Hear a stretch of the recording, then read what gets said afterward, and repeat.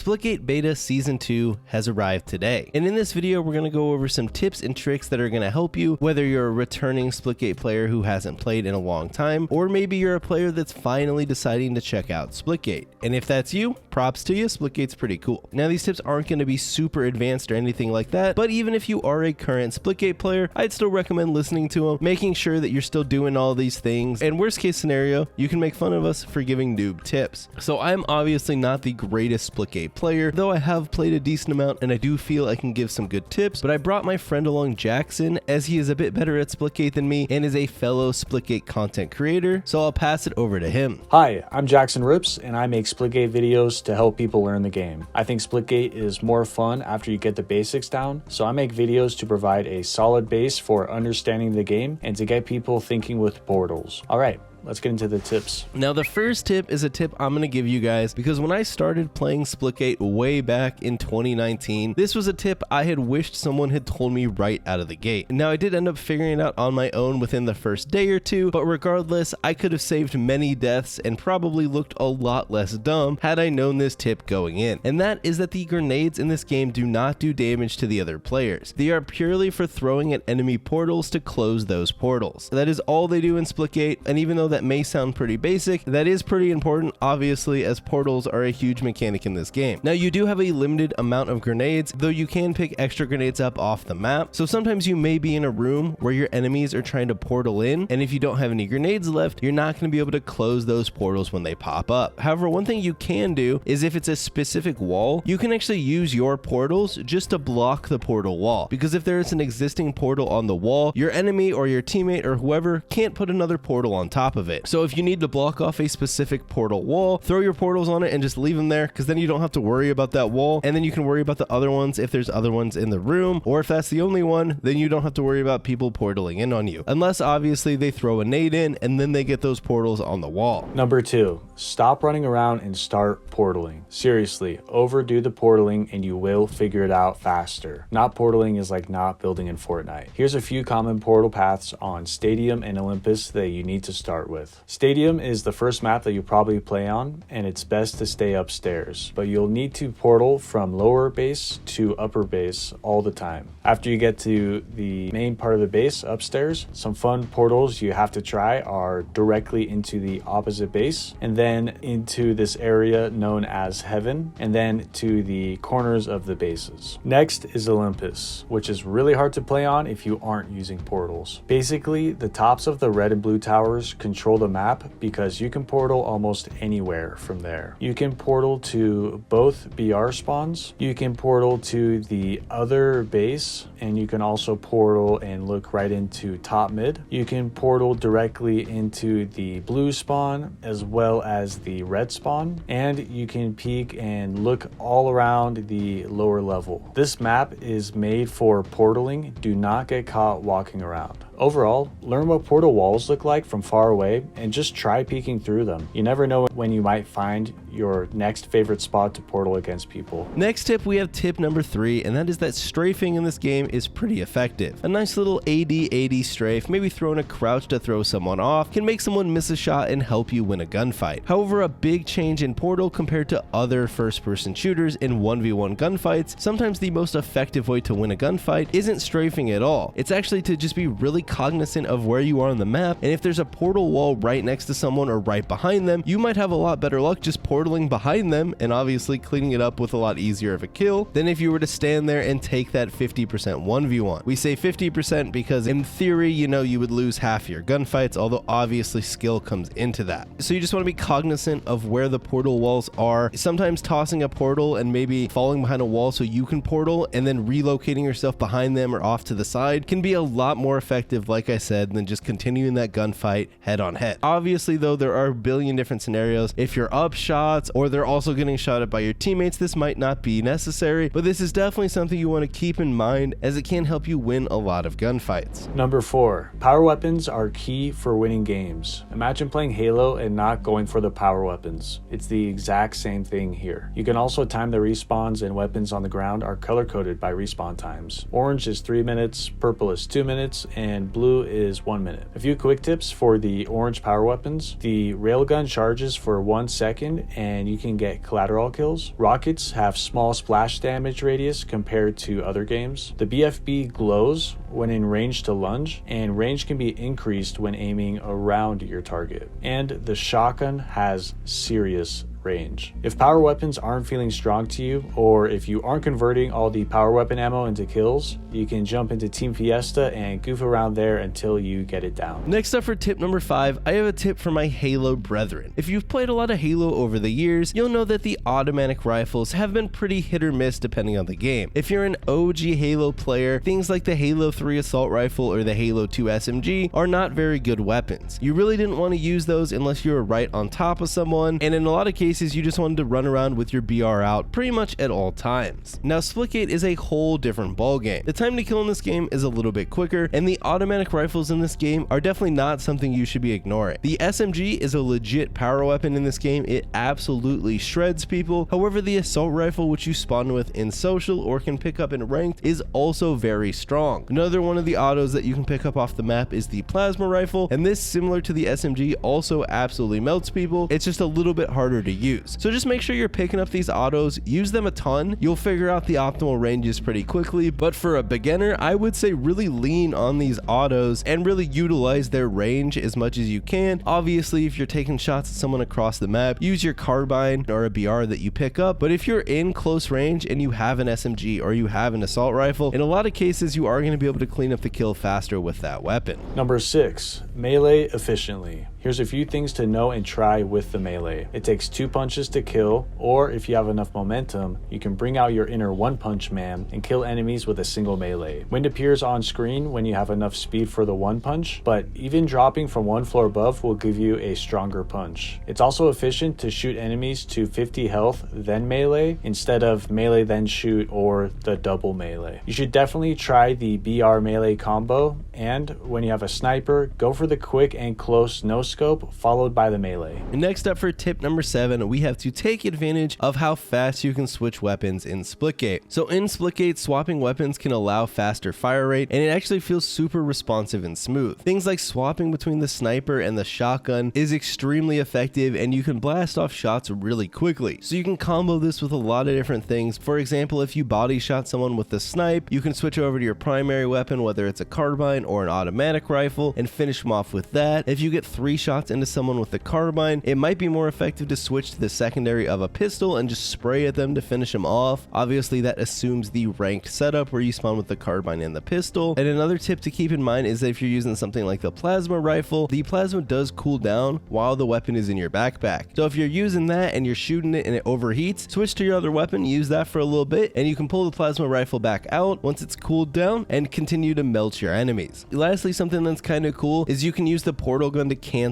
reloads. Number 8 is about placement of your closer portal. If you're shooting through your portal, aim high so you become a smaller target if anyone tries to shoot at you through your own portal. If you plan on running through a portal, aim low so you can smoothly walk in and so you don't have to jump into your portal. Next up for tip number 9 is a pretty quick tip, but it's also a tip that is very useful and definitely something you want to keep in mind. If you've played a decent amount of Splitgate or any Splitgate, you'll notice that while you can look through your own portals, you can't actually see through your enemy's portals, which can obviously give them the advantage if they're shooting at you through their portal, as you can't see them through it. However, one thing you can do is that if you're aiming over an enemy portal, your crosshair will turn red when you're aiming at an enemy through their portal. So if you have something like a sniper or a carbine or any weapon and you're looking at a portal and you see it turn red, you can shoot right through it and you will hit them. There's also this little sound that you can hear, which I'll play right now.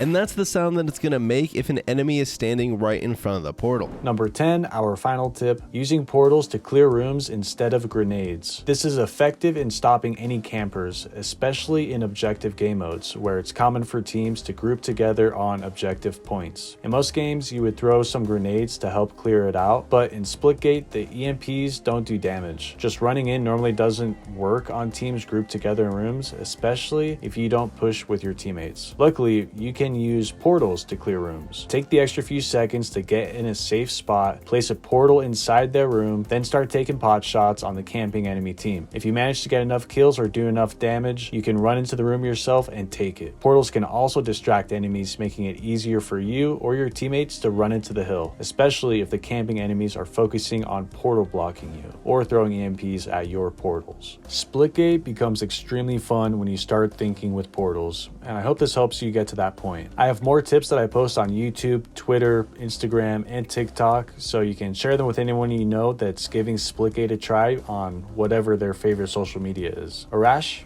thank you for having me. And that, guys, is going to do it for the video. Huge thanks to Jackson on this one for helping me come up with these tips and working with me to help you guys out and kind of give you guys some basic Splitgate tips. Like I was saying earlier, Splitgate is a lot of fun. I've been having a lot of fun playing it. Beta Season 2 is out and we're all excited about that, but Splitgate can be a game that is harder to get into. So that's why I wanted to put out this video, help you guys out and help you have a better time when you're playing Splitgate. Make sure you follow Jackson on all of his socials, which will be linked in the description below. And other than that, if you guys enjoyed the video, you know what to do. Let me know in the comments below if you have any specific tips that you think we missed. Follow me over on Twitch, Twitter, Instagram. I will be streaming some more Splitgate, and I do have a cool announcement. Tomorrow, June 3rd, I am holding a 2v2 Splitgate tournament that is open to anyone to join. It's currently pinned on my Twitter, so check out the information there if you are interested. The signups do end today though, so you will have to move pretty fast. And with that said, I'll see you all next time.